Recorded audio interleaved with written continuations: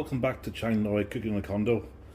Today I'm going to do a repeat, well it's not really a repeat, it sort of is. I'm going to do again a beef Madras using Thai beef. To be honest with you, last time I used a Thai beef it was pretty shit because it's chewy as fuck, it's horrible stuff to work with, but I found a way to make it actually almost edible.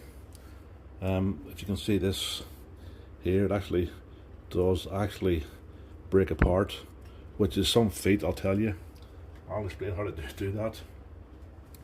This is also a bit of a simplified recipe because some of the Madras ones I had before are a little bit complicated, especially and expensive as well, because you start using whole pieces of tomato, which is nice, but you know the price all adds up, especially here in Pattaya. You can see I've got myself one of these little spice thingies. Got it from Madras, so it's really good. I have all my spices in there. It's nice. And of course I've got my mandatory. You'll see I'm actually on the Chang bottles now. Not all the time, there's reasons for this, but the Chang bottles actually taste better than the Chang cans. And I also have a little cheeky Bushmills Irish whiskey just for a bit of a I suppose what you'd call it, an aid memoir? No, aid cooking, whatever it is. So ingredients wise, I've got in my pan there some leftover bhaji oil heating up. Then I have 4 tablespoons of tomato paste mixed with water. I've got 4 of these little chilies, little tiny ones. Oh, they're really hot, all chopped up. In here I've got a tablespoon of mixed powder, like the curry powder mix, with 2 teaspoons of chili powder and half a teaspoon of white pepper. Got some coriander, got half a teaspoon of salt, got some semi-magic sauce. All this is a bit of yogurt, a bit of tikka masala paste, a little bit of mint sauce. I'll use half a lemon. I've got, of course, my Thai beef. I've got some curry base. I'm actually going to sneeze, so just excuse me a second. Or will I? Yeah, I did. And finally, I got some garlic and ginger. And I took the advice, I made a lot of this and put it in little freezer things. And I found this one here, which is really good, because you can see it. So your freezer won't taste of, or smell, everything will taste and smell of garlic and ginger. So to start off, I'm going to just bung in one of these. It probably says, oh, but it's still technically frozen, I suppose, so it still has water in it, and it'll be horrible. If I was wise, I would have actually put it in the microwave first of all, and you know, heated it up. But you know, hindsight's a great thing. As you can see, it's all the water coming out of the table. My pen right, as I say here, as long as I don't burn it, which is getting pretty close to, so I'll just remove my whiskey and bring this off the heat a little bit. There we go. This will see it. It's still there.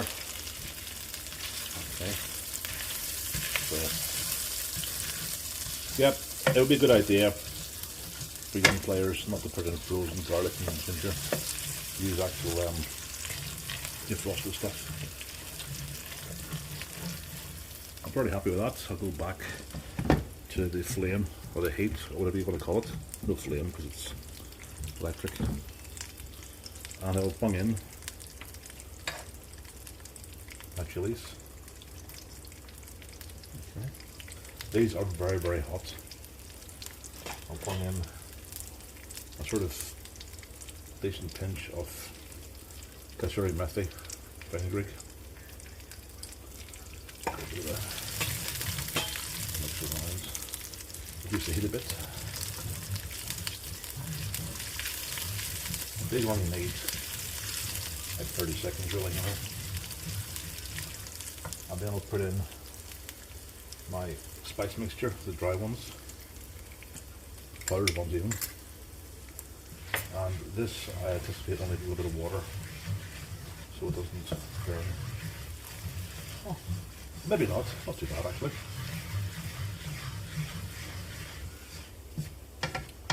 Again, it won't take too long. All you have to do is just sort of cook out the rawness of the spices. That's actually quite a nice temperature, I like that. It's good.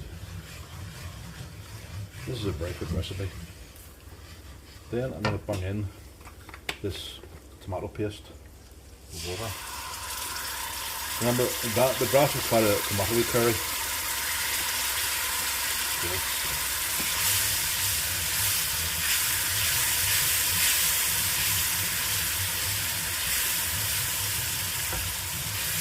Again, probably about a minute just to cook off the rawness of the tomato.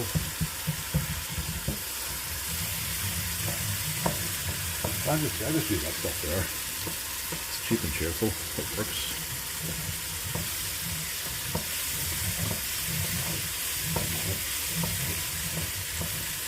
Now, that's some paste gravy here, which I really should have heated up first of all, but I didn't because, yeah, it's slack. So I'll put in about, yeah, that much.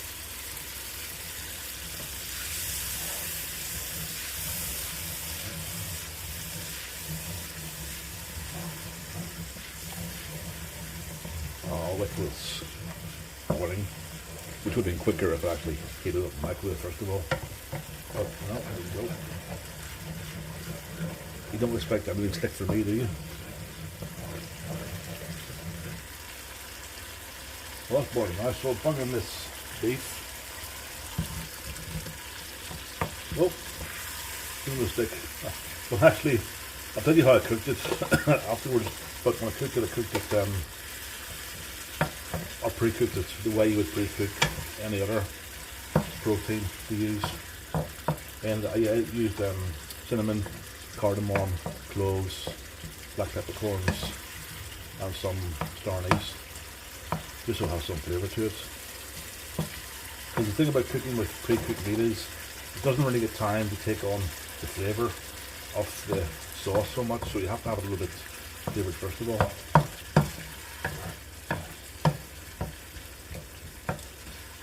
And let's get that nicely coated. And then leave this for a few minutes.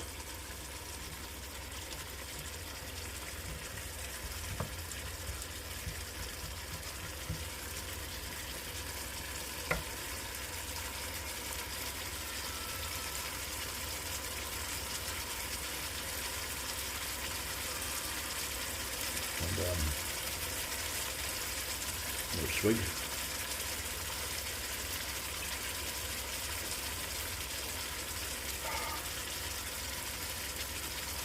It really does taste better in the big bottles, or even bottles in the cans, or even draft.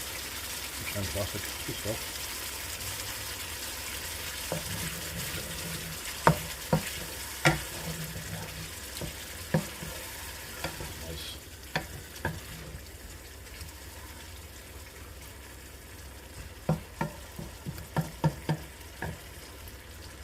I found, especially when I was trying to teach a Thai person how to cook one of these curries, that you can do them very, very quickly, but you fall into the trap of trying to make them too quickly. You make a stir fry, because even though I can make this in 10 minutes, or probably even 6-7 minutes, it does benefit from that little bit extra time, really. Especially just for everything to sort of melt together. So that's essentially stupid.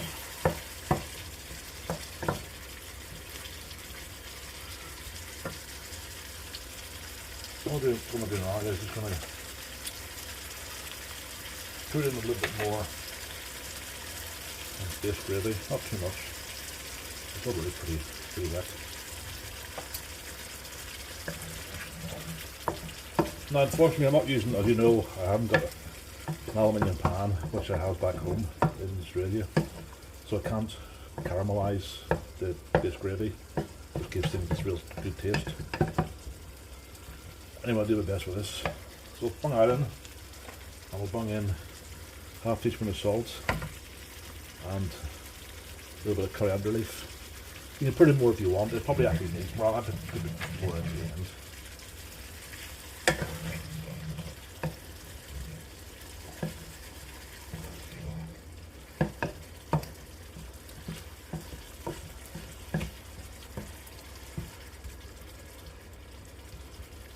And I'm going to give that about 3 or 4 minutes just to thicken up, and I'll come back to you whenever that's done.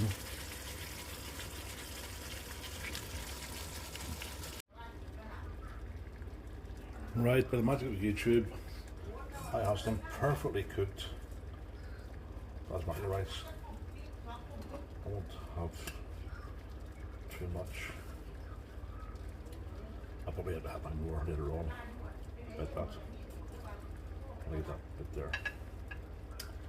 And I'll grab myself some beautiful beef Madras. Enough with sauce.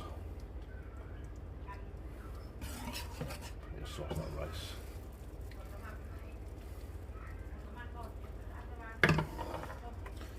There you go, how's that look? See how it tastes.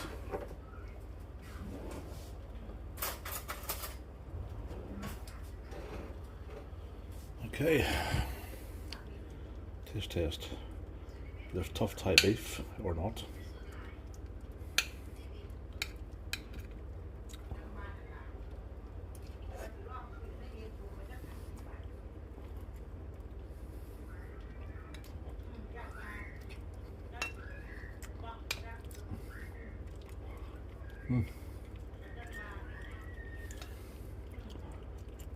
Madras sauce is lovely.